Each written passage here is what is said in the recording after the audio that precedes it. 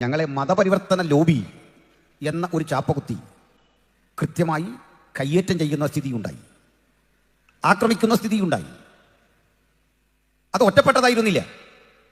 ഭരണകൂടത്തിൻ്റെ ഒത്താശയോടുകൂടി തന്നെ ചെയ്യാത്ത കുറ്റങ്ങൾ ചുമത്തിക്കൊണ്ട് ദൈവവൃത്യന്മാരെ പീഡിപ്പിക്കുകയും ജയിലറകളിൽ അടക്കുകയും ചില ഘട്ടങ്ങളിൽ മരണത്തിന് വിധേയമാക്കുകയും ചെയ്യുന്ന നില വരെ വന്നു എന്ന ഒരു സത്യം ഞങ്ങൾ മറച്ചു വെക്കുന്നില്ല. ആളുകൾ ബുൾഡോസറുകൾ കൊണ്ടുവന്ന് ഉഴുതുമറിച്ചു. ആലയത്തിനുള്ളിലേക്ക് പ്രാർത്ഥന നടക്കുന്ന സമയത്ത് ആയുധങ്ങളുമായി ഇരമ്പിക്കയറി സ്ത്രീകളും കുട്ടികളും ഈ അരക്ഷിതാവസ്ഥയിൽ അലറിക്കരഞ്ഞു. സുവിശേഷകരെ തെരുവിധിയിലൂടെ അടിച്ചു വലിച്ചിഴച്ച് അവരുടെ മതവിശ്വാസത്തിന്റെ സ്ലോഗനുകൾ, മുദ്രാവാക്യങ്ങൾ ഏറ്റുപറയാൻ നിർബന്ധിച്ചു. വിശ്വാസികളുടെ വീടുകൾ സന്ദർശിച്ച് മടങ്ങി വരും വഴിക്ക് മതപരിവർത്തനത്തിന് ശ്രമം നടത്തി എന്ന കുറ്റം ചുമത്തിക്കൊണ്ട് ഭാര്യയും ഭർത്താവും തിരിച്ചു വരുമ്പോൾ അവർക്ക് ഗുരുതരമായ വകുപ്പുകളിൽ കേസുണ്ടാക്കി രണ്ടാളുകളെയും ജയിലിൽ അടച്ചു. ഇങ്ങനെ ഒന്നും രണ്ട് സംഭവങ്ങളല്ല. ഇന്ത്യ മഹാരാജ്യത്ത് 1500-ലധികം ആളുകൾ ഇത്തരത്തിൽ ജയിലറുകളിലൊക്കെ ഉണ്ട്. ഞാൻ ബഹുമാനപ്പെട്ട എൻ്റെ സഹോദരങ്ങളായ ഈ സമൂഹത്തിലെ പ്രിയപ്പെട്ടവരോട് ചോദിക്കുകയാണ്, 1500 വേണ്ട, 150 വേണ്ട, ഒരു 15 പേർ ഈ നിലയിൽ കുറ്റം ചുമത്തപ്പെട്ട് ഇതര മതസ്ഥരുടെ മതപ്രചാരകരോ അതിൻ്റെ സൈദ്ധാന്തികരോ പ്രഭാഷകരോ ജയിലിൽ കിടക്കേണ്ടി വന്നാൽ ഇന്ത്യ കത്തൂലേ? ട്രെയിനുകൾക്ക് തീവെക്കൂലേ? വണ്ടികൾ തീക്കിരയാക്കുകയില്ലേ? നിയമം കയ്യിലെടുത്തുകൊണ്ട് അരക്ഷിതാവസ്ഥ പടർന്നു പിടിക്കില്ലേ? എന്തുകൊണ്ട് ഞങ്ങൾ ഇങ്ങനെ ചെയ്യുന്നില്ല? എന്തുകൊണ്ട് ഞങ്ങൾ തെരുവീതിയിലൂടെ മുദ്രാവാക്യം വിളിച്ചുകൊണ്ട് ഭരണകൂടത്തെ താഴെ ഇറക്കും? അതല്ലെങ്കിൽ ഞങ്ങളുടെ സാമൂഹികമായ ഈ ആവശ്യം മുൻനിർത്തിക്കൊണ്ട് ഒരു വണ്ടി തടയുകയോ കളക്ടറേറ്റ് പിക്കറ്റ് ചെയ്യുകയോ എന്തെങ്കിലും ഒരു അക്രമത്തിന് ആഹ്വാനം നൽകുകയോ തുനിയോ ചെയ്യുന്നില്ല? അത് പഠിക്കണം. അതാണ് ഈ വിശ്വാസത്തിൻ്റെ മഹത്വം. നാളെയും അത് മാറ്റാൻ ഞങ്ങൾക്ക് ആഗ്രഹമില്ല. ഇന്ത്യയിലെ ജയിലുകളിൽ 1500 അല്ല, 10,000-കണക്കിന് സുവിശേഷകരെ കൊണ്ടത് നിറഞ്ഞാലും, അവരുടെ ഭക്ഷണം നിഷേധിച്ചാലും, അഗ്നിക്കിരയാക്കിയാലും, ആലയങ്ങൾ ബുൾഡോസർ കൊണ്ട് ഉഴുതുമറിച്ച് തകർത്ത് തരിപ്പണമാക്കിയാലും ഒരു ക്രൈസ്തവന് യോജിക്കാത്ത പ്രതികരണങ്ങൾക്ക് ഞങ്ങളുടെ ഗുരു പഠിപ്പിച്ച ആശയത്തിന്റെ കൃത്യമായ പന്താവ് വിട്ട് ഇടത്തോട്ടോ വലത്തോട്ടോ മാറാത്ത കൃത്യനിഷ്ഠയുടെ പേരാണ് പെന്തക്കോസ്ത്. ആ വിശ്വാസത്തിന്റെ അജയ്യത അവിടെ നിലനിൽക്കുന്നു എന്ന് ഉറപ്പിച്ചുകൊണ്ട് 2000 ആണ്ടായി ഞങ്ങൾ മാനവ സമൂഹത്തോട് പ്രസംഗിച്ചു കൊണ്ടിരുന്ന ആ സന്ദേശത്തിന്റെ പുതുമ വറ്റാതെ, അതിന്റെ ഊർജം വറ്റാതെ, അതിന്റെ ശക്തി കുറയാതെ ഞങ്ങളെ കാലഘട്ടത്തിലും മനുഷ്യരാശിയോട് പ്രസംഗിച്ചുകൊണ്ടിരുന്ന ആ സന്ദേശത്തിന്റെ വ്യതിരിക്തത ഒരിക്കൽ കൂടി ഇന്നിവിടെ ആവർത്തിക്കുന്നു. മറ്റൊരുവരിലും രക്ഷയില്ല. നാം രക്ഷിക്കപ്പെടുവാൻ ആകാശത്തിന് കീഴിൽ മനുഷ്യരുടെ ഇടയിൽ നൽകപ്പെട്ട ഒരേ ഒരു നാമം കർത്താവായ യേശു ക്രിസ്തുവിന്റെ നാമം. ഇതാണ് ഗോസ്പൽ അഥവാ സുവിശേഷം. അപ്പൊ പറയുന്ന ഒരു പ്രശ്നം, നമ്മൾ ആളുകളെ, നിങ്ങൾ വേറെ കുഴപ്പമൊന്നുമില്ല, നിങ്ങൾ മതപരിവർത്തനം ചെയ്യിക്കുന്നു. അത് ചിലപ്പോഴൊക്കെ പാസ്റ്റർമാരും മറുപടിയായിട്ട് പറയാറുണ്ട്, ഞങ്ങൾ മതപരിവർത്തനമല്ല, പിന്നെ മനപരിവർത്തനം. റെക്കോർഡിക്കലി അതൊന്നും വിജയിക്കുന്ന കാര്യമല്ല. മനപരിവർത്തനമൊക്കെ സംഭവിക്കുന്നുണ്ടോ എന്നോട് ചോദിക്കുക.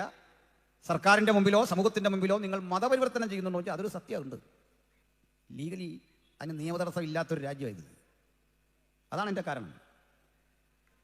മതപരിവർത്തനം ഭരണഘടനാപരമായ അവകാശമാണ്. എല്ലാത്തരം പരിവർത്തനവും ഇന്ന് വരെ അത് നിരോധിച്ചുകൊണ്ട് ഭരണഘടനയിൽ എവിടെയെങ്കിലും ഒരു ക്ലോസ് കാണുന്നില്ല. നിരോധിച്ചിട്ടുള്ളത് നിർബന്ധിത മതപരിവർത്തനയാണ്. പ്രലോഭനങ്ങൾ നൽകിക്കൊണ്ട്, വാഗ്ദാനങ്ങൾ നൽകിക്കൊണ്ട്, ആളുകളെ മതത്തിൽ ചേർക്കാൻ നടത്തുന്ന ഫോഴ്സ് ചെലുത്തിക്കൊണ്ട്, സമ്മർദ്ദം ചെലുത്തിക്കൊണ്ട് ഞങ്ങൾക്കതിന് സാധിക്കില്ല. എൻ്റെ കാരണം പറയാം. ഒരു വാഗ്ദാനം കൊടുക്കാൻ പറ്റില്ല. നിങ്ങൾ തെറ്റിദ്ധരിച്ച പോലൊരു കാര്യമുണ്ട്. ചിലർ ധരിച്ചത് ആളുകളെ പണം കൊടുത്ത് മാറ്റുകയാണ്. അങ്ങനെയൊക്കെ ഉണ്ട്. എന്നാലും സത്യം പറയട്ടെ, ഞങ്ങൾ സമ്പൂർണ്ണമായി ഒരാൾ വിശ്വാസം സ്വീകരിക്കുന്നതിൻ്റെ ഭാഗമായി അവരെ പിതാവിൻ്റെയും പുത്രൻ്റെയും പരിശുദ്ധാത്മാവിൻ്റെയും നാമത്തിൽ സ്നാനം കൊടുക്കാറുണ്ട്. ഈ സ്നാനപ്പെട്ടവനോട് ചോദിക്കണം, നിനക്ക് വല്ലതും കിട്ടിയോ? കിട്ടിയില്ലെന്ന് മാത്രമല്ല, അവൻ കുറേ പണം ഞങ്ങൾക്ക് തരാറുണ്ട്. വണ്ടിക്കൂലിയാണ്. മുക്കുന്ന ജോസഫ് ജോർജ് പാസ്റ്റർക്കും ഒക്കെ ഈ പൈസ കിട്ടാറുണ്ട്. ഇങ്ങോട്ട് കിട്ടാറുണ്ടോ? അല്ലെ അവർ അവിടെ നിന്ന് കറങ്ങും വണ്ടിക്കൂലി ഇല്ലാതെ. അതുകൊണ്ട് ഇദ്ദേഹം വീട്ടിൽ പോട്ടെ എന്ന് ഓർത്താൽ അത് നിയമമല്ല, ഒരു സന്തോഷം. അല്ല, അങ്ങോട്ട് കൊടുക്കുന്ന ഏർപ്പാടില്ല.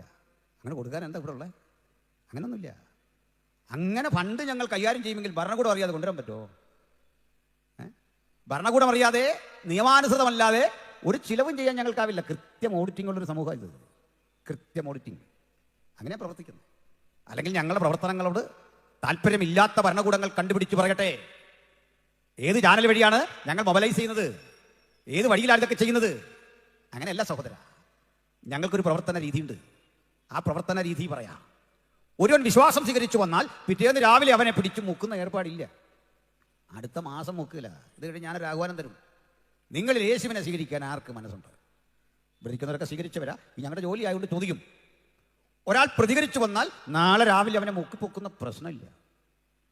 കുറഞ്ഞതൊരു 6 മാസമെങ്കിലും ഈ കാര്യങ്ങളൊക്കെ ഇവൻ പഠിച്ചോ, ഗ്രഹിച്ചോ. ഇയാൾ വീണ്ടും മുഴുക്കുടിയനായിട്ട് പോകുമോ? ഇയാൾ വീണ്ടും ക്രൈസ്തവ സാക്ഷ്യത്തിന് ചേരാത്ത വഴികളിൽ പോയി നിങ്ങൾ അവരെ ഉപയോഗിച്ചുകൊണ്ട് സമൂഹത്തെ ആക്ഷേപിക്കാൻ ഇടവരുമോ? ഈ വഴികളെല്ലാം പഠിച്ച് പ്രാദേശിക സഭയ്ക്ക് ഇയാളുടെ ജീവിതം കൊള്ളാം എന്ന് തോന്നി അയാൾ കൂടി സമ്മതിച്ച് ആ കൺവെഷൻ, ആ കൺവിക്ഷൻ തോന്നിയെങ്കിൽ മാത്രം കൊടുക്കുന്ന ഒരു പ്രക്രിയയുടെ പേരാണ് സ്നാനം. ഇതര മതങ്ങളെക്കുറിച്ചും മതഗ്രന്ഥങ്ങളെക്കുറിച്ചുമൊക്കെ ഒരു ഏകദേശ ധാരണ ഉള്ള ഒരു സാധാരണ മനുഷ്യനാണ് ഞാൻ. പക്ഷെ അഭിമാനപുരസരം ഞാനൊന്ന് പറയും. രാജ്യം ഭരിക്കുന്ന ഭരണാധികാരി ഏത് പാർട്ടിയുമായിക്കൊള്ളട്ടെ, പ്രധാനമന്ത്രിയോ മുഖ്യമന്ത്രിയോ പ്രസിഡന്റോ, അതാരുമായിക്കൊള്ളട്ടെ, ആ വ്യക്തിയെ നിയമിക്കുന്നത് ദൈവമാണെന്ന് എഴുതി വെച്ച ഒറ്റ ആത്മീയ ഗ്രന്ഥമേ ലോകത്തുള്ളൂ. അത് വിശുദ്ധ ബൈബിളാണ്. ദാനിയേൽ പ്രവചനം പറയുക, അത്യുന്നതൻ തനിക്കിഷ്ടമുള്ളവർക്ക് രാജ്യത്വം കൊടുക്കുന്നു. അങ്ങനെ പറയുക മാത്രമല്ല, ആ രാജാവിനെ ഭയഭക്തി ബഹുമാനങ്ങളോട് ആദരിക്കണം. മറ്റൊന്നു കൂടി പറഞ്ഞു, സ്വസ്ഥതയുള്ള മനസ്സമാധാനമുള്ള ഒരു ഭരണം കൊണ്ട് ഒരു രാജ്യത്തിന്റെ വിഭവശേഷിയും അതിന്റെ ഗുണങ്ങളും എല്ലാവരിലേക്കും എത്താം. എല്ലാ മനുഷ്യരുടെയും സമത്വവും സാഹോദര്യവും ജനാധിപത്യപരമായ ക്രമങ്ങളെയും അവകാശങ്ങളെയും പാലിക്കാൻ ഉചിതമായ തീരുമാനം ഭരണകൂടം എടുക്കണം. അവർ അസ്വസ്ഥരാകാൻ പാടില്ല. അവർക്ക് സ്വസ്ഥത കിട്ടാൻ ഉചിത സമയത്ത് അത്തരം തീരുമാനങ്ങൾ എടുക്കാനുള്ള അറിവ് ഇവർക്ക് ലഭിക്കേണ്ടതിന് ക്രൈസ്തവ സമൂഹത്തോട് ബൈബിൾ പറയുകയാണ്, വിശേഷാൽ അധികാരസ്ഥന്മാർക്ക് വേണ്ടി പ്രാർത്ഥിക്കണം. വീണ്ടും പറഞ്ഞു, നിങ്ങൾക്ക് ഇഷ്ടമില്ലാത്ത രാഷ്ട്രീയ കക്ഷിയാകാം, നിങ്ങൾക്ക് പിന്തുണ തരാത്ത രാഷ്ട്രീയ സംഹിതയാകാം. അധികാരസ്ഥന്മാർക്ക് വേണ്ടി പ്രാർത്ഥിക്കുക മാത്രമല്ല, ശ്രേഷ്ഠ അധികാരങ്ങൾക്ക് കീഴടങ്ങണം, ബഹുമാനിക്കണം, കീഴടങ്ങണം, അവർക്ക് വേണ്ടി പ്രാർത്ഥിക്കണം. ഇതൊക്കെ രേഖയാക്കി വെച്ച ഉജ്ജ്വല ഗ്രന്ഥത്തിന്റെ പേരാ വിശുദ്ധ ബൈബിൾ. ആ ബൈബിൾ കരങ്ങളിൽ എന്ത് ചെയ്യാം? നമുക്ക് പറയാം, നാമത്രേ രാജ്യസ്നേഹികൾ, നാമത്രേ സ്വദേശാഭിമാനികൾ. കാരണം മറ്റൊരു ആധ്യാത്മിക ഗ്രന്ഥത്തിലും ഇത്തരത്തിലൊരു പ്രതിപാദ്യം ഉള്ളതായിട്ട് എനിക്കറിവില്ല. എന്റെ കണ്ടെത്തൽ ശരിയല്ലെങ്കിൽ ക്ഷമിക്കുക, തിരുത്തുക, അത് മാത്രമേ എനിക്ക് പറയാനുള്ളൂ. പക്ഷെ നിങ്ങൾ എന്നോട് ചോദിക്കുക, ബൈബിൾ എവിടെയാണ് അത് ഉള്ളതെന്ന് ചോദിച്ചാൽ കൃത്യമായി ബോധ്യപ്പെടുത്തി തരാൻ എനിക്കെന്ന് മാത്രമല്ല, ഇവിടെ ഇരിക്കുന്ന ഏത് ആത്മാഭിമാനമുള്ള ഒരു ദൈവത്തിലും കഴിയത്തക്ക വിധത്തിൽ ആ വചനങ്ങൾ ജനകീയമാണ്, ആ വചനങ്ങൾ വളരെ പ്രസിദ്ധങ്ങളാണ്. എന്നാൽ ഇത് പറയുമ്പോൾ തന്നെ ഞങ്ങൾക്ക് അനുസരിക്കേണ്ടതില്ലാത്ത ഒരു കാര്യമുണ്ട്. അനുസരിക്കാൻ ഞങ്ങൾക്ക് ബാധ്യസ്ഥത ഇല്ലാത്ത ഒരു കാര്യം എന്ത് പറയാം? ഞങ്ങൾ ജനനായകന്മാരെ, ഇതര മതസ്ഥരെ, അതിൻ്റെ ആചാര്യന്മാരെ, സാമൂഹ്യ പരിഷ്കർത്താക്കളെ ഒക്കെ ആദരിക്കുന്നു, ബഹുമാനിക്കുന്നു. ഒരു കുറവും അക്കാര്യത്തിൽ വരുത്താൻ പാടില്ല. ഞങ്ങൾ രാഷ്ട്രചിഹ്നങ്ങളെ, രാഷ്ട്ര സംവിധാനങ്ങളെ ഒക്കെ ആദരിക്കുന്നു, ബഹുമാനിക്കുന്നു. പക്ഷെ ആരാധിക്കില്ല. നിങ്ങൾക്ക് സന്തോഷമില്ല? ആരാധിക്കില്ല. ആരാധനക്ക് യോഗ്യൻ ഒരുവൻ മാത്രം. ഹല്ലേലൂയ.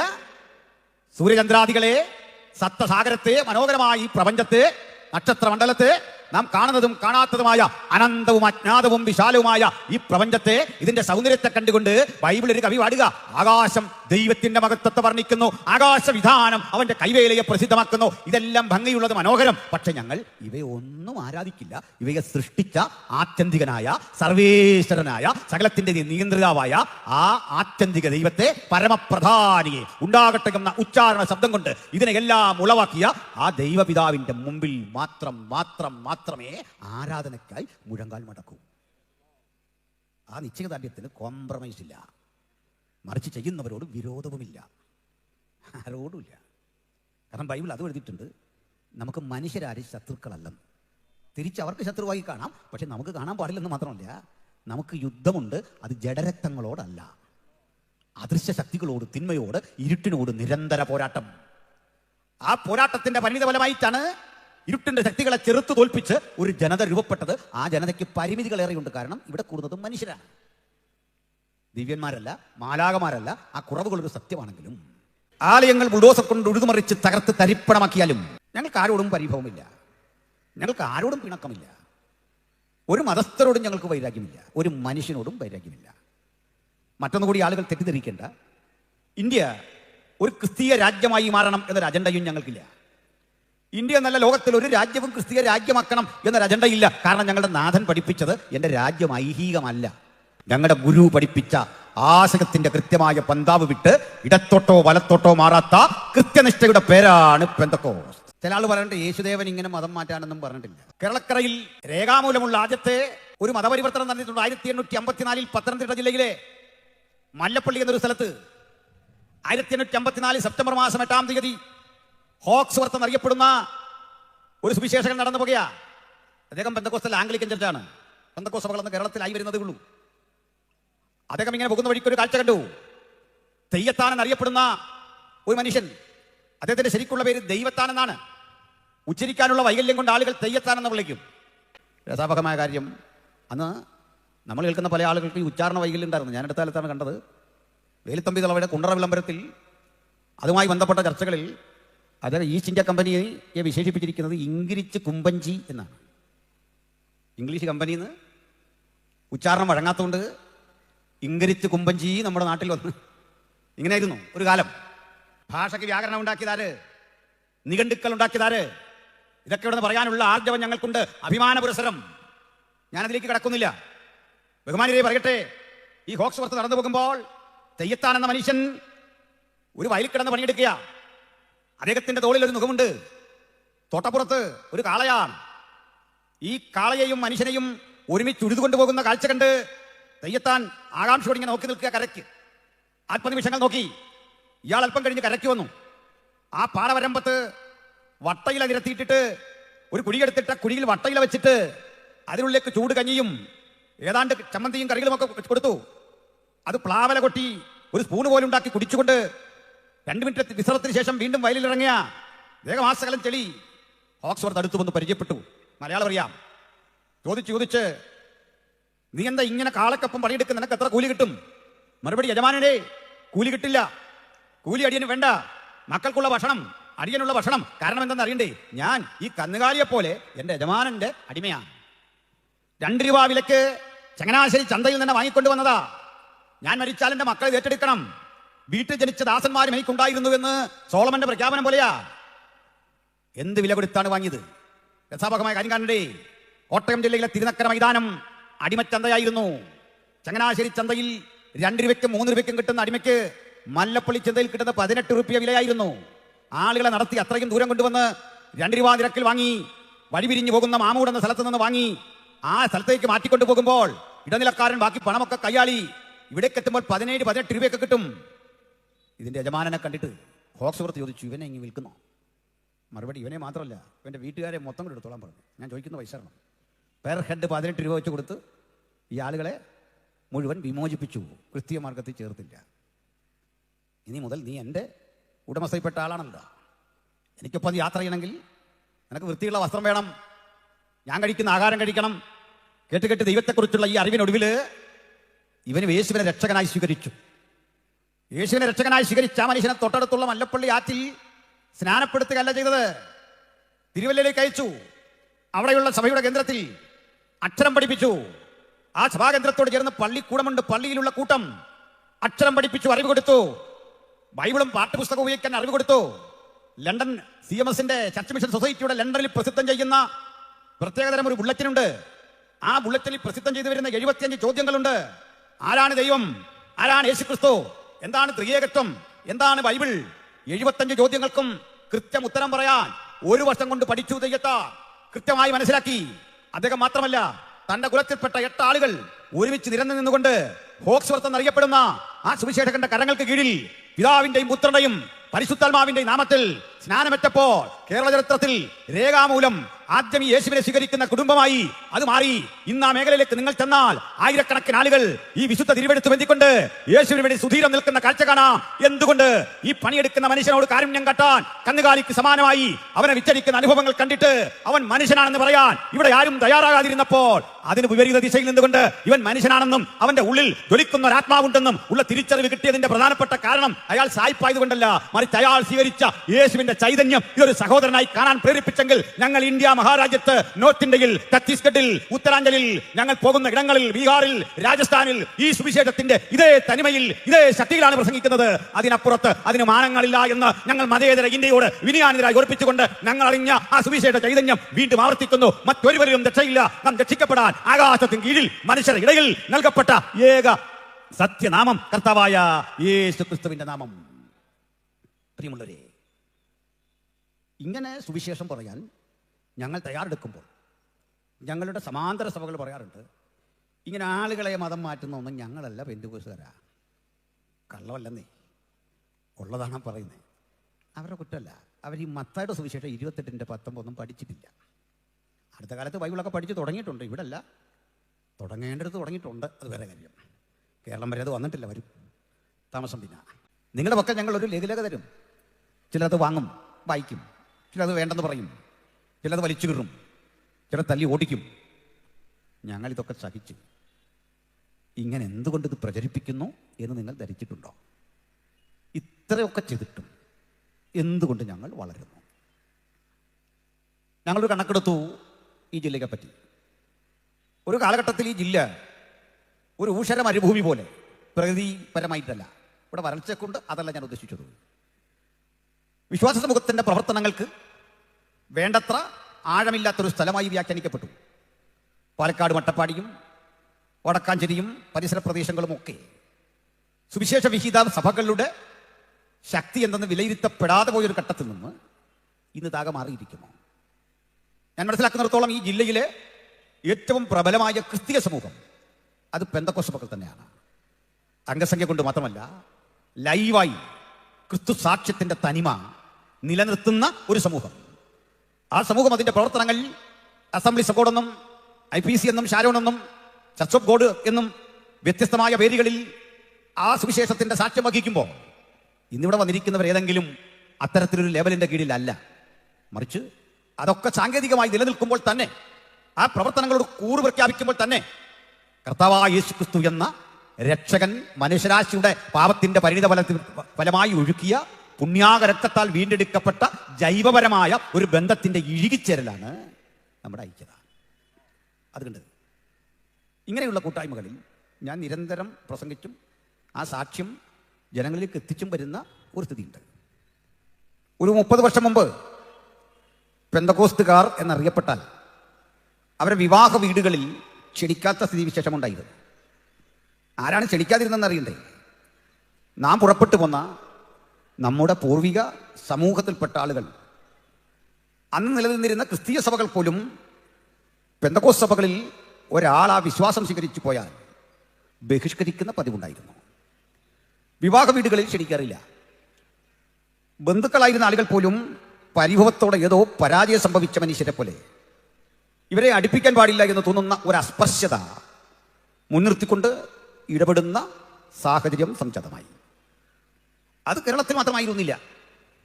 ലോകത്തിൻ്റെ പലയിടങ്ങളിലും സാമൂഹ്യ വ്യവസ്ഥയിൽ കൃത്യമായി തന്നെ ഒരു പിന്നോക്കാവസ്ഥ സൃഷ്ടിച്ചുകൊണ്ട് ഒഴിവാക്കി നിർത്തപ്പെട്ട ഒരു സമൂഹം. പെന്തക്കോസ്ത് ഉപദേശങ്ങൾക്കും പഠിപ്പിക്കലുകൾക്കും 2000 ആണ്ടുകളുടെ കാലദൈർഘ്യമുണ്ട്. ഒരു സംഘടന സംവിധാനം എന്ന നിലയിൽ, ഒരു റിഫർമേഷൻ മൂവ്മെന്റ് എന്ന നിലയിൽ ലോകത്തിൻ്റെ പലയിടങ്ങളിൽ അതിന് ഔദ്യോഗികമായ രൂപവൽക്കരണം സംഭവിച്ചിട്ട് ഒരു നൂറ്റാണ്ട് പിന്നിടുന്നു. നമ്പർ 312 അസൂസ തെരുവ്, കാലിഫോർണിയ. ഇന്ത്യയിലെ മഹാരാഷ്ട്രയിലുള്ള മുക്തി മിഷൻ, പൂന. നമ്മുടെ നാട്ടിലെ തമിഴ്നാട്ടിലെ തിരുനെൽവേലിയിലുള്ള ജോൺ ക്രിസ്റ്റ്യൻ അരുളപ്പൻ്റെ പ്രാർത്ഥനാലയം. കേരളത്തിൻ്റെ വിവിധ ഇടങ്ങളിൽ, ലോകത്തിൻ്റെ പല ഇടങ്ങളിൽ ഏതാണ്ട് ഒരു നൂറ്റാണ്ടിനപ്പുറത്ത് ദൈവമനുഷ്യരുടെ പ്രാർത്ഥനയുടെ പരിണിത ഫലമായി ഒരു സമൂഹം എന്ന നിലയിൽ ഈ വിശ്വാസധാര രൂപപ്പെട്ടു. സർക്കാരുകളോ ഭരണകൂടമോ സന്നദ്ധ സംഘടനകളോ ഒന്നും അതിനെ പിന്തുണച്ചില്ല. ഞങ്ങളുടെ സഹോദര സഭകളായി സമൂഹത്തിൽ അറിയപ്പെടുന്ന മുഖ്യധാരാ സഭകളും അതിനെ ഉൾക്കൊണ്ടില്ല. അങ്ങനെ മാത്രമല്ല, ലോകത്തിലെ ഇതര മതസമൂഹങ്ങളോ രാഷ്ട്രീയ സംഹിതകളോ ഒന്നും അതിനോട് പൊരുത്തപ്പെട്ടുമില്ല. ചെയ്യാവുന്ന തരത്തിലൊക്കെ അതിൻ്റെ വളർച്ചയുടെ, അതിൻ്റെ മുന്നേറ്റങ്ങളുടെ വഴികളിൽ തടസ്സം സൃഷ്ടിക്കുകയോ വിമർശനാത്മകമായി മാത്രം കാണുകയോ മുൻവിധിയോടെ ശ്രദ്ധിക്കുകയോ ചെയ്ത സ്ഥിതിവിശേഷമുണ്ടായി. നമുക്കുള്ളൊരു ഗുണം പറയാം. മദ്യം, മയക്കുമരുന്ന്, ചൂതാട്ടം, ലോകം തിന്മയെന്ന് വിവക്ഷിക്കുന്ന എല്ലാത്തരം മ്ലേച്ഛതകളോടും കൃത്യമായ നിലപാട് പുലർത്തി കൃത്യമായ വേർതിരിവുണ്ടാക്കി ഇതിലൊന്നും ചെന്നിടപഴകാതെ മാറി നിൽക്കുന്നു എന്ന് ആദരണനായ ഗോവ ഗവർണർ ശ്രീധരൻപിള്ള സാറിൻ്റെ വാക്കുകൾ കടമെടുത്ത് പറഞ്ഞാൽ അത് പെന്തക്കോസ്തു സമൂഹമാണ്. മനസ്സിലാകുന്നോ? മദ്യം നിരോധിക്കുന്നൊക്കെ പറയുന്ന പലർക്കും അതിനുള്ള ആർജവമില്ല. പ്രത്യക്ഷമോ പരോക്ഷമായി അതിൻ്റെ ഭാഗമായി തീരുന്ന ആളുകൾക്ക് അതിനെതിരെ നിലപാടെടുക്കാൻ കഴിയാതിരിക്കുമ്പോൾ മദ്യപിക്കാത്ത, പുകവലിക്കാത്ത, അത്തരം അധാർമിക പ്രവർത്തനങ്ങളുടെ വഴി നടക്കാത്ത, വേറിട്ട് നിൽക്കുന്ന ഒരു സമൂഹമായി ഞങ്ങൾ ഈ രാജ്യത്ത് 100 കൊല്ലം പ്രവർത്തിച്ചു കാണിച്ചു. ഇനി ഒന്ന്, നിരോധിക്കപ്പെട്ട ഹോണിലൂടെ ഞങ്ങൾക്ക് പ്രസംഗമില്ല. രാത്രി 10 വരെയാണ് ഉച്ചഭാഷകൾക്ക് അനുമതി. ഞങ്ങളുടെ യോഗത്തിൻ്റെ പരമാവധി സമയം 9 മണിയാണ്. നിങ്ങൾ കണ്ടിട്ടുണ്ടോ ഞങ്ങളുടെ യോഗങ്ങളിൽ ആളുകൾ ഏറ്റുമുട്ടുന്നതോ? ഞങ്ങളുടെ യോഗങ്ങളിൽ ചിന്തിക്കിടക്കാരും വന്ന മനുഷ്യരും തമ്മിൽ ഏറ്റുമുട്ടി അലമ്പുണ്ടാക്കി പോലീസുകാർക്ക് ശല്യമായി തീരുന്ന പരിസ്ഥിതി കണ്ടിട്ടുണ്ടോ? ഇതിനെയെല്ലാം ചെറുത്ത് തോൽപ്പിച്ച് 100 വർഷം ഈ രാജ്യത്ത് പ്രവർത്തിച്ച ഞങ്ങൾ രാജ്യദ്രോഹികളല്ല. എന്തുകൊണ്ട് ഞങ്ങൾ എല്ലാവർക്കും ശത്രുവായിത്തീരുന്നു എന്നതിൻ്റെ കാരണം ഞങ്ങൾ കണ്ടെത്തിയിട്ടുണ്ട്. ഞങ്ങൾ പറയുന്ന സുവിശേഷത്തിൽ നിങ്ങൾ തെറ്റിദ്ധരിച്ചു പോകുന്ന ചില കാര്യങ്ങൾ അങ്ങനെ അല്ലത്. വാസ്തവത്തിൽ നിങ്ങളുടെ മതം മോശമാണെന്നോ വിശ്വാസം മോശമാണെന്നോ ഞങ്ങൾ പറയാറില്ല. ഞങ്ങൾ ഞങ്ങളുടെ ഉൽപ്പന്നത്തിൻ്റെ ക്വാളിറ്റിയെ പറയുക, അതിൻ്റെ ഗുണമ പറയുക. നിങ്ങൾ ആകർഷിക്കപ്പെടുന്നതിൻ്റെ കാരണം എന്താ അതിനോട് ചേർത്ത് പറയാം. ലോകത്തെല്ലാ മതസംഹിതകളിലും അല്ലല്ല ക്രൈസ്തവരിലെ തന്നെ സമാന പ്രസ്ഥാനങ്ങളുണ്ട്. ഇവിടെയൊക്കെ ഉള്ള ആളുകളുടെ കണക്കെടുത്താൽ അതേ സമൂഹം സന്താനപുഷ്ടിയോടെ പെറ്റുപെരുകി വർദ്ധിച്ചു വരുന്ന ജനസംഖ്യയാണ് ഉള്ളത്. അതുകൊണ്ടാണ് പരമ്പരാഗത സഭകളിൽ ആ ഓർഗാനിക് ഗ്രോത്ത് കുറയുന്നു. കാരണം കുട്ടികൾ കുറവാണ്.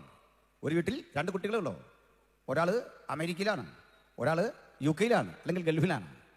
ഞങ്ങൾക്കും ഇങ്ങനൊക്കെ കുട്ടികൾ വിദേശത്തൊക്കെ ഉണ്ട്. പക്ഷേ പ്രശ്നം എന്താണെന്നറിയണ്ടേ? ഇതിലെ ആളുകൾ ഈ വീട്ടിലെ കുട്ടികളല്ല. നാനാജാതി മതസ്ഥർക്ക് ക്രിസ്തു എന്ന ഉലകരക്ഷകന്റെ രക്ഷകർത്തൃത്വം അംഗീകരിച്ചു വന്നാൽ അവർക്ക് ഇതിൻ്റെ ഭാഗമാകാം. ഞാനതിന് പറയാറുണ്ട്. എൻ്റെ അതിശക്തമായി സുവിശേഷം അറിയിച്ച മൺമറഞ്ഞൊരു മഹാരഥനുണ്ട്, പാസ്റ്റർ കെ എബ്രഹാം. അദ്ദേഹത്തിൻ്റെ വിവാഹം നടത്തിയ കർത്തദാസന്റെ പേര് ആൻഡേഴ്സൺ ചർച്ചകോടിലെ പാസ്റ്റർ ഖാൻ എന്നായിരുന്നു. അസംബ്ലി ചർച്ചകോടിൽ ദീർഘകാലം ഞങ്ങളെ നയിച്ച ഈ മഹാപ്രസ്ഥാനത്തിൻ്റെ സാരഥ്യം വഹിച്ച അനുഗ്രഹീതനായ ദൈവാസന്റെ പേര് റവറൻഡ് അബ്ദുൽ കരീം എന്നായിരുന്നു. എന്തിനാ ഇത് പറഞ്ഞത്? ഇന്ത്യ പെന്തക്കോസ്ത് ദൈവസഭയെ ദീർഘകാലം നയിച്ച അനുഗ്രഹീതനായ ദൈവദാസന്റെ പേര് പരിഹിതനായ പാസ്റ്റർ PL പരംജ്യോതി എന്നായിരുന്നു. ആന്ധ്രയിൽ നിന്നുള്ള ജോൺ സുന്ദർ റാവു അദ്ദേഹമായിരുന്നു. ഇനി കേൾക്കണ്ടേ, കേരളത്തിലെ പ്രമുഖമായൊരു പെന്തക്കോസ്ത് സഭയുണ്ട്. അതിൻ്റെ പേര് ഷാരോൺ ഫെലോഷിപ്പ് എന്നാണ്. ആ ഷാരോൺ ഫെലോഷിപ്പിന്റെ സ്ഥാപകന്റെ പേര് പരിഹിതനായ ജോൺ അയ്യാപിള്ള സാറാണ്. ജോൺ അയ്യാപിള്ള സാറിനെ കുറിച്ചൊരു വാക്ക് പറയാതെ വയ്യ. കോടികളുടെ ആസ്തിയുള്ള ഒരു ധനാഢ്യൻ. അദ്ദേഹത്തിന്റെ മകൻ അക്കാലഘട്ടത്തിലെ കേരള യൂണിവേഴ്സിറ്റിയിലെ PhD ബിരുദധാരിയാണ്. യേശു എന്ന രക്ഷകനെ ഹൃദയത്തിൽ സ്വീകരിച്ചപ്പോൾ തനിക്കുള്ളതൊക്കെ വിറ്റ് ആ സമ്പത്തൊക്കെ ജനസേവനാർത്ഥം ചെലവഴിച്ചുകൊണ്ട് തമിഴ്നാട്ടിൽ നിന്നും കേരളത്തിലെത്തി കേരളത്തിൽ സഭയ്ക്ക് തുടക്കം കുറിച്ചു. ആളുകൾ പലപ്പോഴും പറയാറുണ്ട്, പാൽപ്പൊടി കൊടുത്ത് കോതമ്പ് കൊടുത്ത് ആളുകളെ മതം മാറ്റുമെന്ന് പറയുമ്പോൾ ഇത്തരം എത്ര ജന്മിമാർ അവരായിരുന്ന പൂർവ്വ പശ്ചാത്തലം വിട്ട് തങ്ങൾക്കുള്ളതൊക്കെ ത്യജിച്ച് ഈ വിശുദ്ധ വിശ്വാസത്തിന്റെ ഭാഗമായി വരാൻ കാരണം എന്തെന്ന് സമൂഹം ചിന്തിച്ചു തുടങ്ങിയട്ടെ. ചരിത്രം പഠിക്കണം. ഈ സഭയുടെ വളർച്ചയ്ക്കും അതിന്റെ പുരോഗതിക്കും വേണ്ടി ഇങ്ങനെയുള്ള അനേക ആളുകളുടെ കഷ്ടപ്പാടുകൾ, അവരുടെ അർപ്പണ ബോധം. നിങ്ങൾ ചർച്ചക്കോട് എന്നൊരു സഭയെ കുറിച്ച് കേട്ടിട്ടുണ്ട്. ഞങ്ങളുടെ സഹോദരന്മാർ പാസ്റ്റർമാർ ഇവിടെ ഇരിപ്പുണ്ടതില്ലേ. അത് കേരളത്തിൽ സ്ഥാപിക്കപ്പെടുന്ന ഇവിടുന്ന് തമിഴ്നാട് സ്വദേശിയായ AR തങ്കയ്യ അതിശയം എന്ന തമിഴ് ബ്രാഹ്മണൻ കർത്താവായ യേശുക്രിസ്തു എന്ന ഉലകരക്ഷകനെ ഹൃദയത്തിൽ സ്വീകരിച്ചു. അങ്ങനെ എത്ര ആളുകൾ. ദലിതനായ ജോൺ സുന്ദർ റാവു ഇന്ത്യ പെന്തക്കോസ്ത് സഭയുടെ ശ്രേഷ്ഠകരമായ ഒരു സ്ഥാനത്തിരുന്നു. അറിയപ്പെടുന്ന നിരവധി ദൈവവൃത്തന്മാർ, ഇസ്ലാമിക സമൂഹത്തിൽ വന്ന അബ്ദുൽ കരീം, ഇങ്ങനെ നാനാജാതി മതസ്ഥരായ സമൂഹത്തെ ഒരുമിച്ച് ചേർത്തുകൊണ്ട് എല്ലാത്തരം മത്സ്യങ്ങൾക്കും കയറാൻ കഴിയുന്ന വല എന്ന നിലയിൽ കർത്താവായ യേശുക്രിസ്തുവിന്റെ പഠിപ്പിക്കലുകളെ അനുസ്മരിച്ചുകൊണ്ട് ഈ രാജ്യത്ത് രൂപപ്പെട്ടു വന്ന ഒരു വിശ്വാസ സംഹിത. ഇങ്ങനെ നിങ്ങൾക്ക് ലോകത്തെവിടെ കാണിക്കാൻ സാധിക്കും? ലോകത്തെവിടെ കാണിക്കാൻ സാധിക്കും? മനുഷ്യർ കൂടുന്ന പരിമിതികൾ ഞങ്ങൾക്കിടയിലുണ്ട് എന്ന് സമ്മതിക്കുന്നു. കഴിഞ്ഞ ചില ആഴ്ചകൾക്ക് പുറത്ത് എറണാകുളത്തൊരു യോഗം നടക്കുമ്പോൾ മാധ്യമ നിരൂപകനായ അഡ്വക്കേറ്റ് ജയശങ്കർ ഉണ്ടായിരുന്നു. ഞാൻ കൂടിയുള്ളൊരു വേദിയിൽ. അദ്ദേഹം അവിടെ എത്തി നമ്മളുടെ സമൂഹത്തിൻ്റെ ചില പ്രശ്നങ്ങൾ പറഞ്ഞു. ഐക്യതയുടെ കുറവ്. അദ്ദേഹത്തെ ഞങ്ങൾ വിമർശിക്കുകയല്ല ചെയ്തത്. സാർ അങ്ങ് വീണ്ടും പറയണം, ഞങ്ങളെ ഈ കുറവുകൾ ചൂണ്ടിക്കാണിക്കണം. അതാണ് ഞങ്ങളുടെ കുറവെങ്കിൽ നാളെ തന്നെ തിരുത്താൻ ആർജവമുള്ള ഒരു തലമുറ രൂപപ്പെട്ട് വരണമല്ലോ. എത്ര നാൾ നമുക്ക് അങ്ങനെ കഴിയാൻ കഴിയും? അതൊക്കെ കൊണ്ട് ഈ പരിമിതികൾ ചൂണ്ടിക്കാണിക്കുന്നവരോടും വിരോധമില്ല. അവരെ ഉൾക്കൊണ്ടാണ് പോകുന്നത്. ഞങ്ങളുടെ കുറവുകളെ പരിമിതികളെ ചൂണ്ടിക്കാണിക്കാൻ ആര് തയ്യാറെടുത്ത് വന്നാലും സന്തോഷമാണ്. അത് വസ്തുതാപരമായിരിക്കണം. യേശുദേവൻ ഇങ്ങനെ മതം മാറ്റാണെന്നും പറഞ്ഞിട്ടില്ല. ഞങ്ങൾ ചെയ്യുന്നത് എന്താണെന്നുള്ളതിൻ്റെ അടിസ്ഥാനം പറയാം. ഞങ്ങൾക്ക് യേശുവിനോട് വിരോധമില്ല. മതം മാറ്റ ലോബിയെ ഞങ്ങൾ ഉൾക്കൊള്ളുന്നില്ല. അത് നിങ്ങളുടെ സ്വാതന്ത്ര്യം. പക്ഷെ ഭരണഘടനാ വിരുദ്ധമായി ഞങ്ങളൊന്നും ചെയ്യുന്നില്ല. രാജ്യവിരുദ്ധമായി ഒന്നും ചെയ്യുന്നില്ല. അത് പൗരനുള്ള മൗലിക സ്വാതന്ത്ര്യമാണ്. മതം ത്യജിക്കാൻ, മതം സ്വീകരിക്കാൻ, നിരീശ്വരനായിരിക്കാൻ, ഇഷ്ടപ്പെട്ട മതത്തിലേക്ക് പോകാൻ, ഏത് ഘട്ടത്തിൽ ഉപേക്ഷിക്കാൻ. ഈ 24 അവേഴ്സിനിടയ്ക്ക് 50 മതം മാറാൻ പൗരന് സ്വാതന്ത്ര്യം ഉണ്ടെന്ന് ഭരണഘടന വെച്ചിട്ട് മതവും വിശ്വാസവും ഒക്കെ വലിച്ചെറിഞ്ഞിട്ട് നിരീശ്വരനാകാം. അത്ര വലിയ റൈറ്റ്, അത്ര വിശാലമായ ഒരു ഭരണ സംഹിതയുള്ള രാജ്യത്തിൻ്റെ പേരാണ് ഇന്ത്യ. മനസ്സിലായോ? ഇന്ന് വരെ അത് മാറ്റിയായിട്ട് അറിയില്ല. ഇറങ്ങി പറഞ്ഞാൽ മതി. ആർട്ടിക്കിൾ 14 ഭരണഘടനയിൽ നിന്ന് പോയോ? ആർട്ടിക്കിൾ 19 ഭരണഘടനയിൽ നിന്ന് പോയോ? മൗലിക അവകാശങ്ങൾ പോയോ? അത് കളയാൻ ശ്രമിക്കുന്നുണ്ട്. പോയോ? ഇതുവരെ പോയിട്ടില്ല എങ്കിൽ പ്രിയപ്പെട്ടവരെ, എങ്ങനെ ആളുകൾ ക്രിസ്തുവിലേക്ക് വരുന്നു പറയാം. ഞാൻ ഒരു ഗുണ്ടാപ്പണി ചെയ്യുന്ന മനുഷ്യനെ, അദ്ദേഹത്തിന് ഈ അടികെട്ട് തകർന്നു കിടക്കുന്ന ഘട്ടത്തിൽ ഒരിക്കൽ കാണാനിടയായി. ഈ ഗുണ്ടാപ്പണി ചെയ്യുന്ന സഹോദരങ്ങൾക്ക് ഒരു പ്രശ്നമുണ്ട്. അവർക്ക് ആരോടും വൈരാഗ്യമൊന്നുമില്ല, ആരോടും പണക്കില്ല. അവരുടെ മുമ്പിലേക്ക് ഒരു ഫോട്ടോ കൊടുക്കും. KK വിൽസൺ എന്ന ആളിൻ്റെ പേര്, പോയി അടിച്ചു വരാൻ പറയും. ആൾ പറയുകയും ചെയ്യരുത്, എന്നെ പോലൊന്നുമല്ല. ഫോട്ടോയും കൊടുത്തിട്ട് പറയും ഇന്നാണ് ആൾ. ഈ ദേവദാസനോട് ഒരു പിണക്കോ ആ മനുഷ്യനില്ല. ഇവൻ വരുന്നു, അപ്രതീക്ഷിത ഘട്ടത്തിൽ തല്ലുകൂടി അവനായിട്ട് അടിക്കുന്നു. പറഞ്ഞനുസരിച്ച് തല്ലണോ, വെട്ടണോ, കൈ വെട്ടണോ, തല വെട്ടണോ ചോദിച്ച് പോകുന്നു. സ്നേഹിത പോലെ ഒരു നിമിഷം ഈ KK വിൽസൺ പാസ്റ്ററായിട്ട് നിങ്ങൾക്കുള്ള പ്രശ്നം, എനിക്ക് പ്രശ്നമൊന്നുമില്ല, പിന്നെ തന്നെ തല്ലി അതൊരാൾ പറഞ്ഞു വിട്ടു, ഒരു പിണക്കമില്ല. പക്ഷേ ഇവർക്കറിയില്ല എല്ലാത്തരം ഗുണ്ടാപ്പണിയും ഒരു ബാർട്ടർ സമ്പ്രദായമാണ്. എന്താ ബാർട്ടർ? വിൽസൺ പാസ്റ്ററെ തല്ലി, അനുകൂലത്തോടത്തെ തല്ലി, ഈ ഗുണ്ടയെ വേറൊരുത്തിന് എവിടെ വിട്ട് തല്ലും. അതിൻ്റെ പേരാ ബാർട്ടർ. പണ്ട് നമ്മൾ ഗോതമ്പ് കൊടുത്തിട്ട് അരി വാങ്ങും, അരി കൊടുത്തിട്ട് പഞ്ചസാര വാങ്ങും. ഇങ്ങനെയുള്ള പണിയുടെ പേരാണ് ബാർട്ടർ. ഗുണ്ടായുസം അതിൽ തന്നെ ഒരു ബാർട്ടർ സിസ്റ്റമാണ്. ഇവിടെ തല്ലുന്നവന് വേറെടുത്ത് കിട്ടും. അത് പ്രകൃതി നിയമ, അക്രമിയുടെ വഴിയതാ. അപ്പോൾ ഈ മനുഷ്യൻ ഇങ്ങനെ ആക്ഷനൊക്കെ നടത്തി എവിടെയോ പോയി തല്ലു വാങ്ങി വീട്ടിൽ നിന്ന് കിടക്കുകയാണ്. ഞാൻ ഇയാളെ കണ്ടു, വർത്തമാനമൊക്കെ പറഞ്ഞു. ഈ അടിയും വഴക്കൊക്കെ ഉണ്ടാക്കുന്ന ആൾക്ക് ഈ അടിയെക്കുറിച്ചൊക്കെ ഇതൊക്കെ ആളും പറയുന്ന വലിയൊരു ആവേശമാണ്. എന്നോട് ചോദിച്ചു, സാറേ നാട്ടിൽ ഏറ്റവും വലിയ ആരോഗ്യ ദൃഢഗാത്രനാണ്. ഞാൻ ഈ വിരൽ മൂന്നിങ്ങോട്ട് പിടിച്ചിട്ട് അവൻ്റെ ഈ 6ാം വാരിക്ക് ഒരു കുത്തു കൊടുത്തിട്ട് ശ്വാസം മുട്ടി അവൻ അവിടെ ഇരുന്നു. താഴേക്ക് ഇരുന്നു. താഴെ വീണു. 90 ദിവസം തികച്ചില്ല, അതിന് മുമ്പ് ആൾ മരിച്ചു. അങ്ങനെ എന്തോ മർമ്മമൊക്കെ അറിയാമെന്നാണ് പറഞ്ഞു. ഞാനിതെല്ലാം ഇങ്ങനെ കേട്ടു. ഞാനിതെല്ലാം കഴിഞ്ഞിട്ട് ഇതേക്കാട്ടി ഇങ്ങനെ സംസാരിച്ചു, പലവിധ കാര്യങ്ങൾ സംസാരിച്ചു. നിങ്ങൾ 6ാം വാരിക്ക് കുത്തിയൊരുത്തിന് താഴെയിട്ടല്ലോ. ഇനിയിപ്പോൾ നിങ്ങളുടെ കൂട്ടുകാരൊക്കെ കാണാൻ വന്ന് ചായയും വേണ്ടതൊക്കെ കൊണ്ട് തന്നിട്ടുണ്ട്, ഇഷ്ടംപോലെ സാധനങ്ങളൊക്കെ കഴിക്കാനുണ്ട്. നിങ്ങൾ ഇടിച്ച് പരുവപ്പെടുത്തി പിൽക്കാലത്ത് മരിച്ചുപോയ ആ മനുഷ്യൻ്റെ കുഞ്ഞിന്ന് എന്തായിരിക്കും കഴിച്ചത്? അവൻ എന്ത് തിന്നാണ്? ഇയാൾ അല്പം ദുഃഖിതനായി. ഞാൻ സുവിശേഷമൊക്കെ പറഞ്ഞു. ആ മനുഷ്യൻ മരിച്ചുപോയി.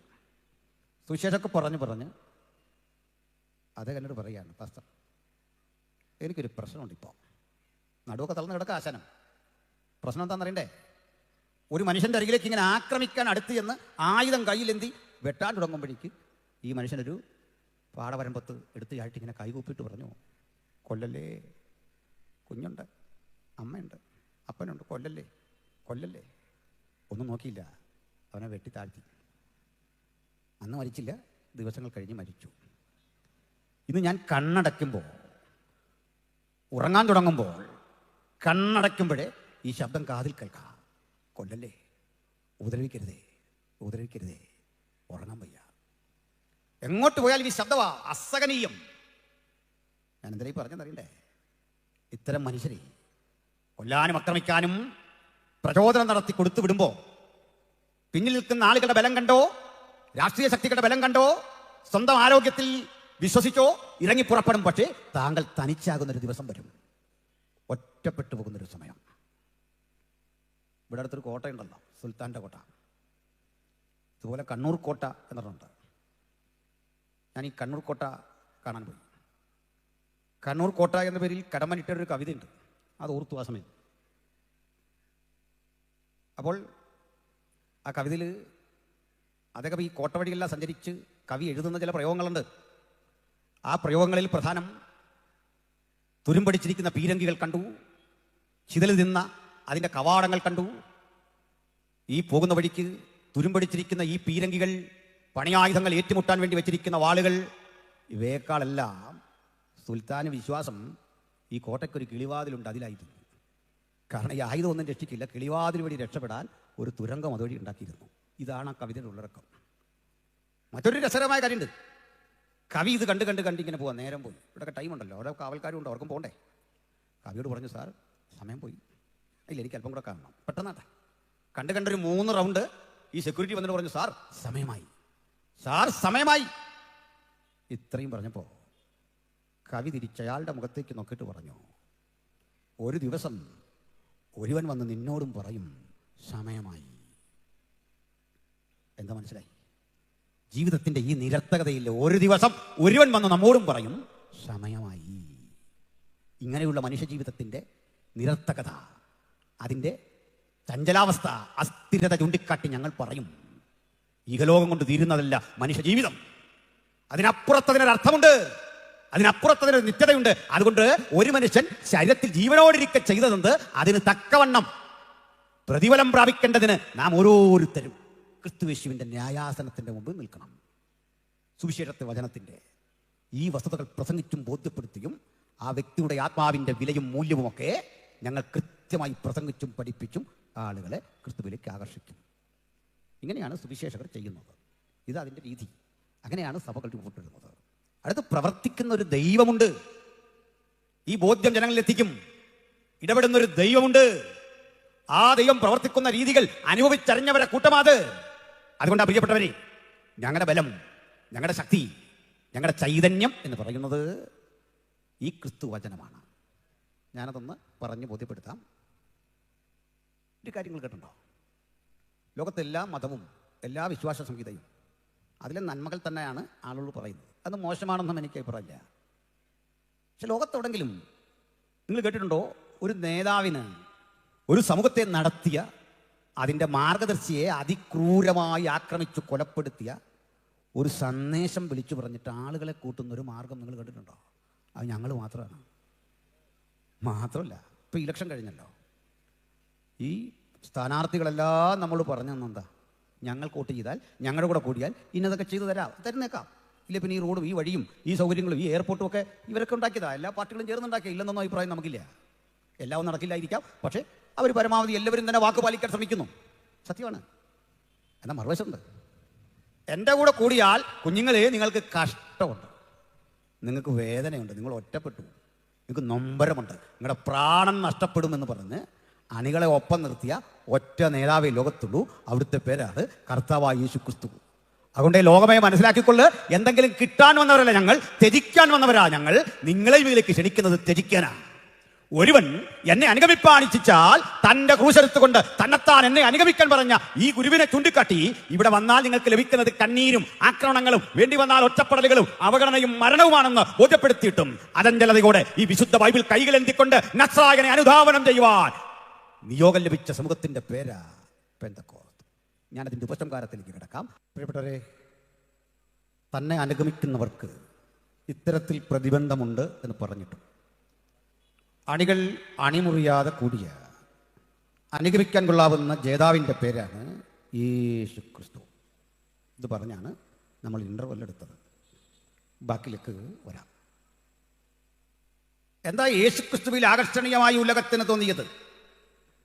മറ്റൊരു മഹാരഥന്മാരിലും കാണാൻ കഴിയാത്ത ആ ശ്രേഷ്ഠതയുടെ, ആ മഹിമയുടെ ആധാരമെന്ത്? ഉലക നായകന്മാർക്കൊക്കെ സ്വീകാര്യമായി തോന്നിയ ആകർഷണീയതയുടെ ആധാരമെന്ത്, അടിസ്ഥാനമെന്ത്? പറയാം. 12 ശിഷ്യന്മാരാണ് യേശുവിനെ. ആ കണക്കൊന്ന് വ്യക്തത പറയണം. ആകെ 70 ശിഷ്യന്മാരാണ് യേശുവിന്. അതിൽ നിന്ന് പ്രത്യേക നിയോഗത്തിന് തിരഞ്ഞെടുക്കപ്പെട്ടവരുടെ പേരാണ് 12. ആൾ പറയാറുണ്ട് 12 ശിഷ്യന്മാരെന്ന് മാത്രം പറയാറുണ്ട്. 70 ശിഷ്യന്മാർക്കിടയിൽ നിന്ന് മിഷനറി പ്രചരണാർത്ഥം തിരഞ്ഞെടുത്ത ആളുകളാണ് 12 പേർ. ആ 12 പേരിൽ നിന്നൊരു 3 പേരെ തിരഞ്ഞെടുക്കുന്നുണ്ട്.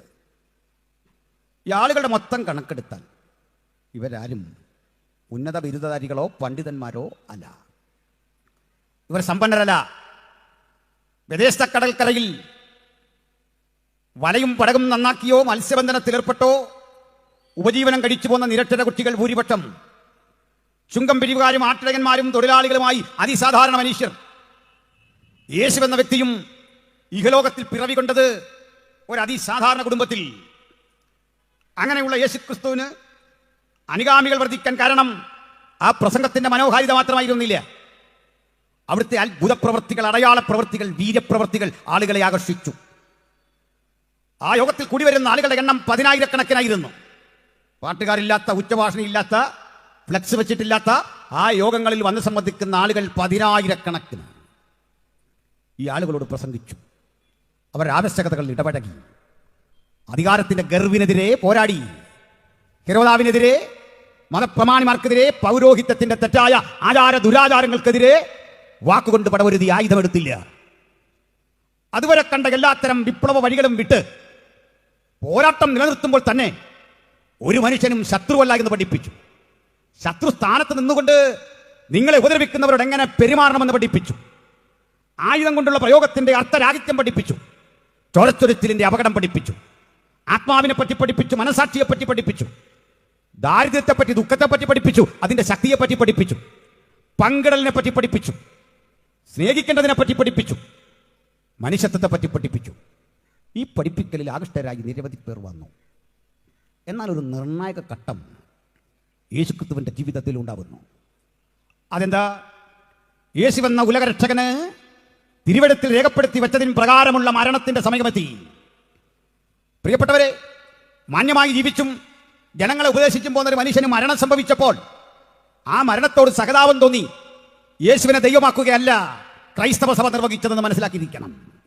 യേശു ജനിക്കുന്നതിന്റെ 7 നൂറ്റാണ്ടുകൾക്കപ്പുറത്ത് ഇന്ന് യേശുവിനെ നിരസിക്കുന്ന യഹൂദ ജനവിഭാഗങ്ങൾക്കിടയിൽ അന്ന് ജീവിച്ചിരുന്ന ശക്തരായ പ്രവാചക ശ്രേഷ്ഠന്മാർ യേശുവിന്റെ ജനനവും മരണവും മരണവിധവും അന്ന് സംഭവിക്കുന്ന കാര്യങ്ങളും കൃത്യമായി പ്രവചിച്ചിട്ട് ഉള്ളടക്കം മനസ്സിലാകാത്ത ജനതയെ നോക്കി ചോദിച്ചു, ഞങ്ങൾ കേൾപ്പിച്ചത് ആർ വിശ്വസിച്ചിരിക്കുന്നു? യഹോവയുടെ കരം ആർക്ക് വെളിപ്പെട്ടിരിക്കുന്നു? അവൻ ഇളയ തൈ പോലെയും വരണ്ട നിലത്ത് നിന്ന് വെറുമുളക്കുന്നത് പോലെയും അവന്റെ മുമ്പാകെ വളരും. അവന് രൂപഗുണമില്ല, കോമളത്വമില്ല, കണ്ടാൽ ആഗ്രഹിക്കത്തക്ക സൗന്ദര്യവുമില്ല. അവൻ മനുഷ്യരാൽ അടിക്കപ്പെട്ടും നിന്ദിക്കപ്പെട്ടും ത്യജിക്കപ്പെട്ടും വ്യസനപാത്രമായും രോഗം ശീലിച്ചവനായും ഇരുന്നു. അവനെ കാണുന്നവർ മുഖം മറച്ചു കളയത്തക്കവണ്ണം നിന്ദ്യനായി തീർന്നു.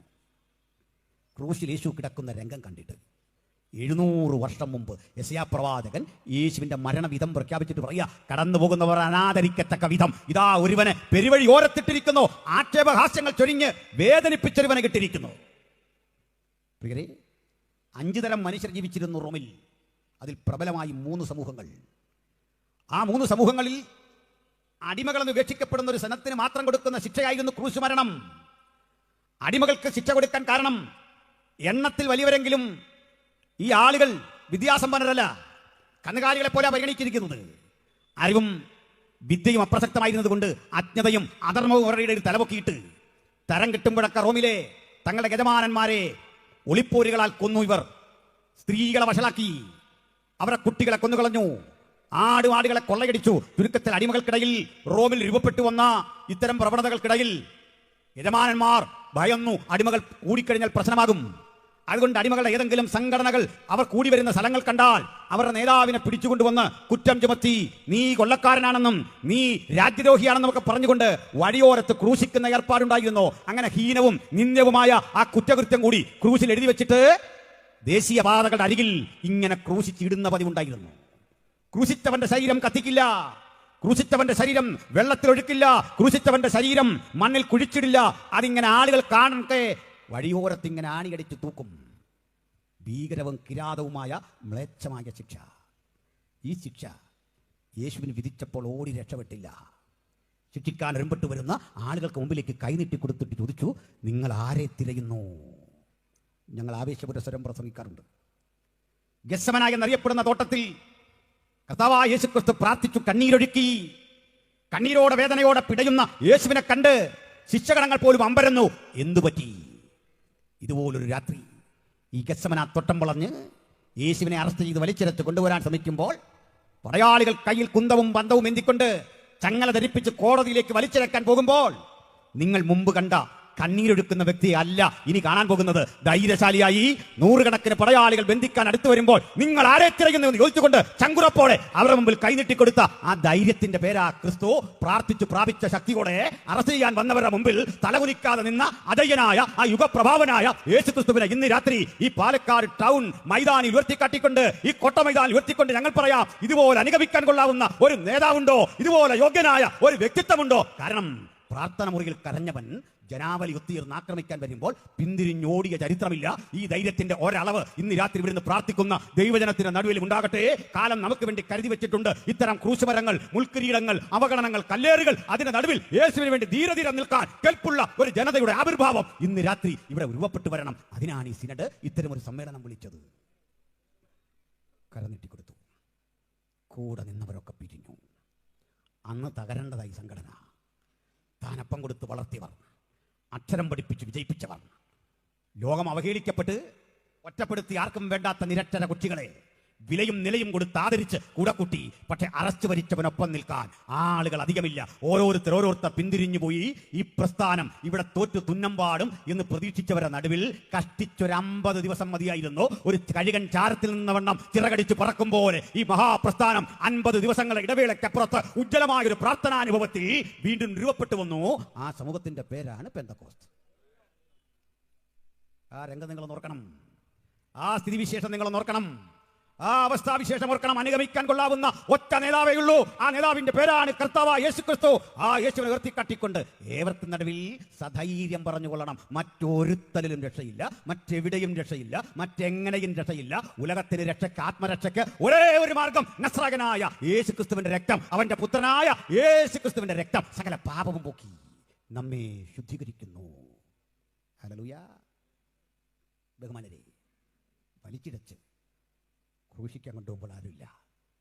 ഞാനിന്ന് ചോദിക്കുന്നൊരു ചോദ്യം, അപ്പം കൊടുത്തപ്പോൾ ഭക്ഷിക്കാൻ പുരുഷന്മാരുടെ എണ്ണം 5000. കടൽ മീതെ നടന്നപ്പോൾ യേശുവിനെ കാണാൻ 1000ങ്ങൾ.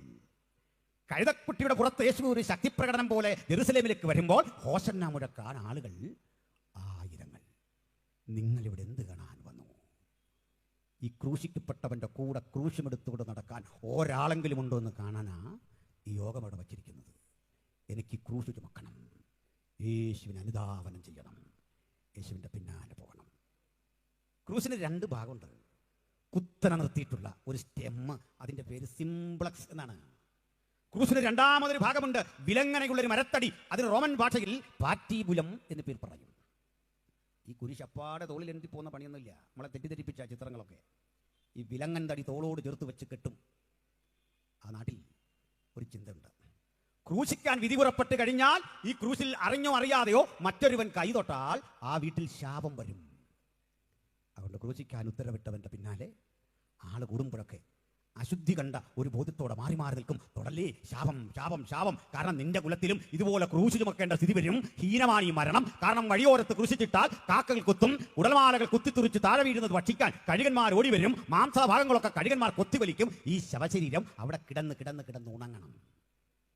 ഇങ്ങനെ മരിക്കുന്നവൻ്റെ ഒപ്പം നിൽക്കാൻ കൂടെ ഇരുന്ന് പഠിച്ചവന് പോലും കഴിയാതിരുന്നപ്പോൾ വഴിയരികിൽ വെച്ച് വീണ ഇവന്റെ മരക്കുരിശ് ചുമക്കാൻ ഒരാളെങ്കിലും കിട്ടുമതറിഞ്ഞപ്പോൾ വയലിൽ പണിയെടുത്ത് തിരികെ വരുന്ന ഒരു മനുഷ്യനെ കണ്ടു.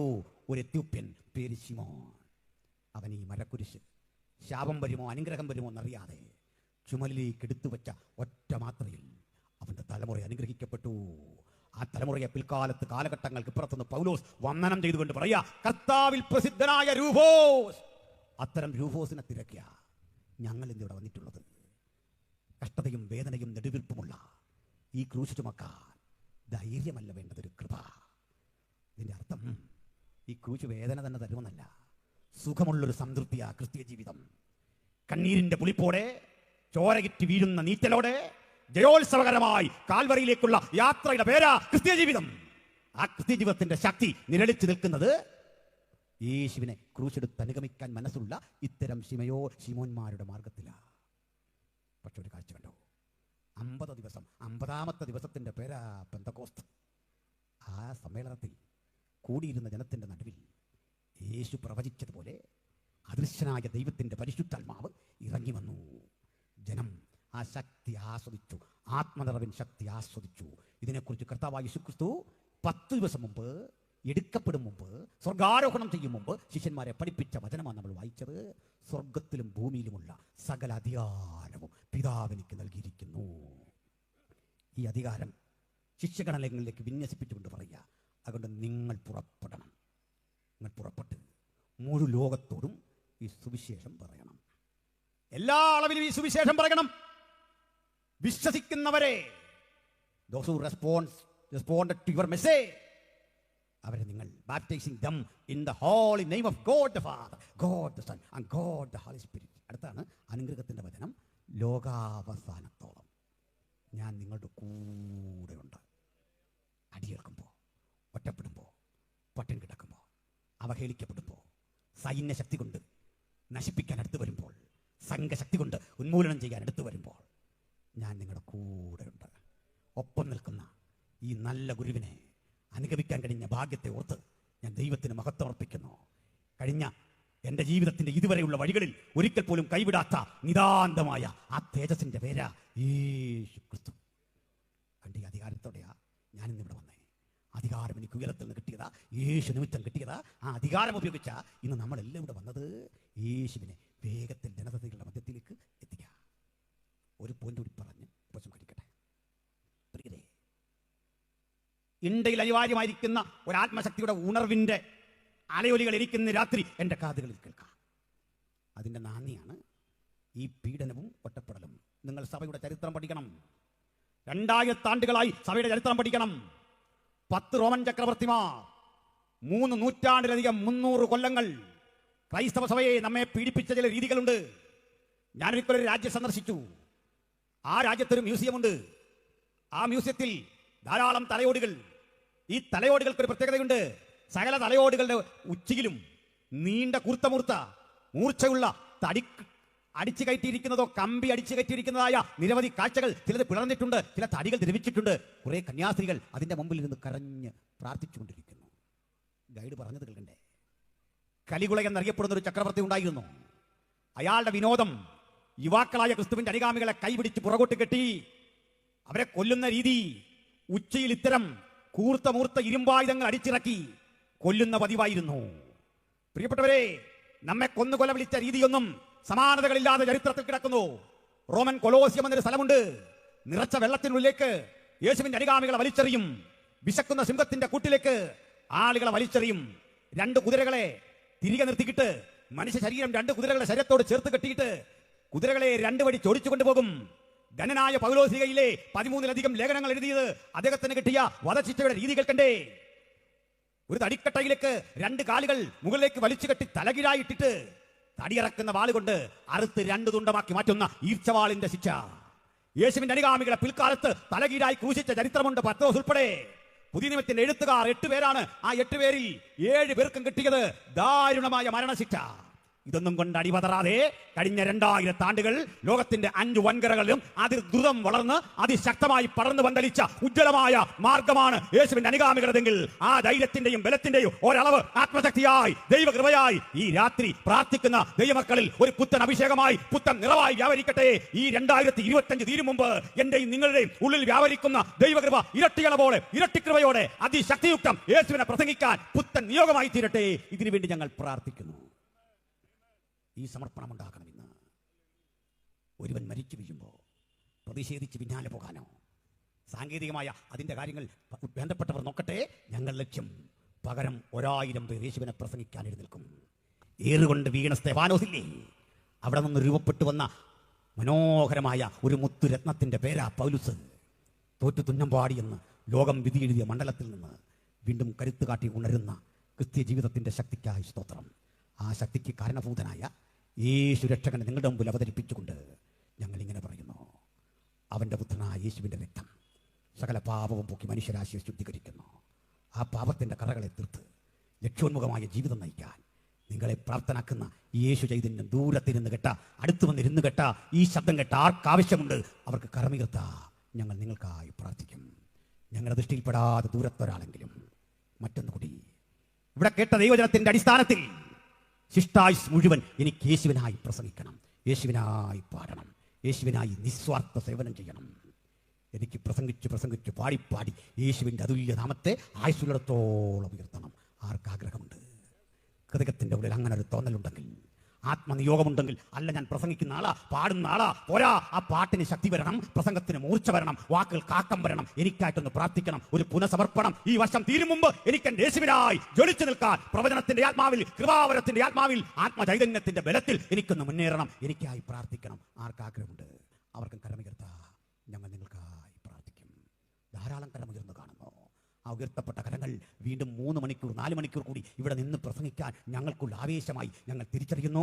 നിരവധി ദൈവവൃത്യന്മാർ ഇന്ന് ഈ വേദിയിലുണ്ട്. ഞങ്ങൾ ഒറ്റക്കെട്ടായി യേശുവിന് അധികാരമുള്ള നാമത്തിൽ ആ കരങ്ങൾ ഉയർത്തിയവരെ അനുഗ്രഹിച്ച് പ്രാർത്ഥിക്കുകയാണ്. നാളെ ഒരിക്കൽ ഞങ്ങൾ ഈ മണ്ണിൽ വീണു മരിച്ചാൽ ഈ പുസ്തകം ചുമക്കാൻ കെൽപ്പുള്ള ഒരു ജനതയുടെ ആവിർഭാവം വിശ്വാസത്താൽ ഈ ദേശത്തിന്റെ അധിപതികൾ കണ്ടുകൊള്ളണം. ഈ സുവിശേഷത്തെ, അതിന്റെ വ്യാപനത്തെ തടയുന്ന ഇരുട്ടിന്റെ ശക്തികൾക്ക് മുമ്പിൽ ആ കരം വീശി ദൈവത്തിന് മഹത്വമർപ്പിച്ചുകൊണ്ട് നിങ്ങൾ പറഞ്ഞാട്ടെ, അല്ലയോ യേശുവിന്റെ അനുഗാമികളെ, നിങ്ങൾ ഒറ്റക്കല്ല. യേശുവിന് നിലകൊള്ളുന്ന 1000 അല്ലല്ല 10,000 അല്ലല്ല ലക്ഷക്കണക്കിന് കോടാനുകോടി ജനങ്ങൾക്കൊപ്പം ഞങ്ങളും ഇതാ വേണ്ടി വന്നാൽ യേശുവിന് വേണ്ടി മരണം വരിക്കാനും, യേശുവിന് വേണ്ടി ജീവിക്കാനും, പ്രസംഗിക്കാനും, പ്രവർത്തിക്കാനും ഇതാ ആത്മാർപ്പണം ചെയ്യുന്നു. പകലിടത്തോളം അയച്ചവന്റെ വേല ചെയ്ത് കർമ്മനിരതരായി ശുഷ്കാന്തിയോടെ പ്രവർത്തിക്കാൻ ദൈവം ഈ വചനം കേട്ട് ഏവർക്കും അനുഗ്രഹം നൽകട്ടെ.